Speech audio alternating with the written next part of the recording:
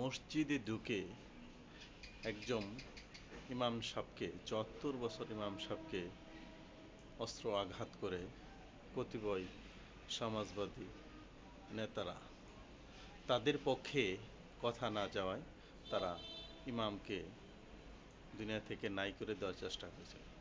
তার মাথায় আঘাত করেছে, পিঠে আঘাত করেছে। খুবই দুঃখজনক, ন্যাক্কার কথা।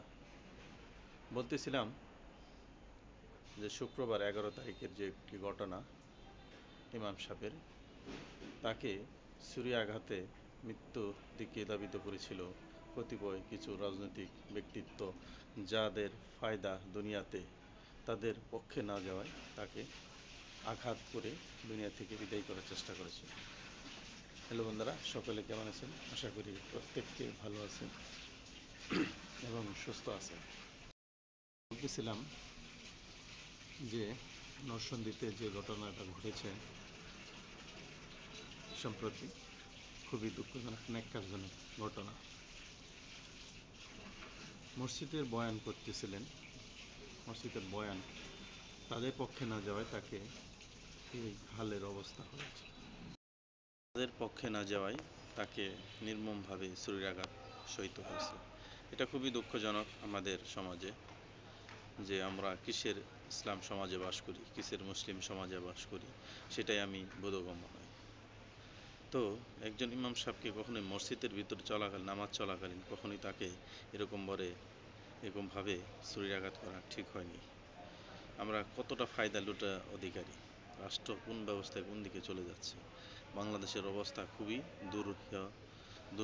দুর্বিষহ ব্যাপার। বর্তমানে আপনি টিকে থাকবেন, ভালো কথা বলবেন, আপনার সমাজে বাদ থাকবে না, যার জ্বলন্ত প্রমাণ হুজুর নিজেও। ৭৪ বছর বয়সে ইমাম সাহেব, তিনি ইমামতি করছেন দিনের পর দিন, তাকে এভাবে ছুরিকাঘাত করা হলো। এর থেকে কি নেক্কারজনক ঘটনা রয়েছে কিনা আজও আমার জানা নেই। তবে যাই হোক, বলবো আমরা হযবরল লোক জাতি, হুজুকে বাঙাল, যেদিকে কান যায় সেদিকেই যাই দাবিত হয়। সারা বিশ্বের মধ্যে এক অদ্ভুত জাতি, বাংলাদেশি জাতি আমরা, যা দেখে শুনে বিচার করতে পারি না। সঠিক বিচারটা আমরা করতে পারি না, শুধু কান পেতে থাকি কে কী বললো সেটার দিকে।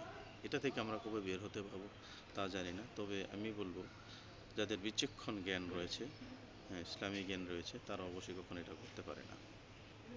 আল্লাহ এবং আল্লাহ রসুলের যে হাদিস অনুযায়ী, সেটার অনুযায়ী চললে আমরা এই অবস্থা কখনোই ধাবিত করতে পারতাম না। কাজেই আপনি আমি যদি সঠিকভাবে চলতে পারি, তাহলে দুনিয়া এবং আখিরাতে কামিয়াবি। তবে যে ঘটনা ঘটেছে সেটার জন্য বাংলার মানুষ, প্রতিটা মানুষই আমরা দায়ী। আজকে শাসন ব্যবস্থা দায়ী, আমাদের শাসন ব্যবস্থা দায়ী, সরকার দায়ী, রাষ্ট্র দায়ী, সবই দায়ী। যদি রাষ্ট্র এর সঠিক বিচার করতে পারত, বাংলার জমিনে কেউ অপরাধ করে টিকে থাকতে পারতো না। অপরাধের শাস্তি হয় না বললে আজকে এই অবস্থা। আমাদের দেশে আর্মি শাসন ব্যবস্থা চলছে, আইনি ব্যবস্থা একদম ভেঙে পড়েছে। কাজেই এই আইনি ব্যবস্থা কবে ঠিক হবে জানি না। তবে রাষ্ট্রকে বলবো, অবশ্যই এদের কঠোর বিচার করা দরকার। সমাজ থেকে নির্মূল করে দিতে হবে সকলকে, এরকম অপরাধীকে। সকলে উদ্যোগ নিন, এগিয়ে আসুন, অপরাধী যেন টিকে না থাকতে পারে। সকলে ভালো থাকবেন। আল্লাহ হাফেজ। নেক্সট ভিডিও জানাবো। আসসালামু আলাইকুম।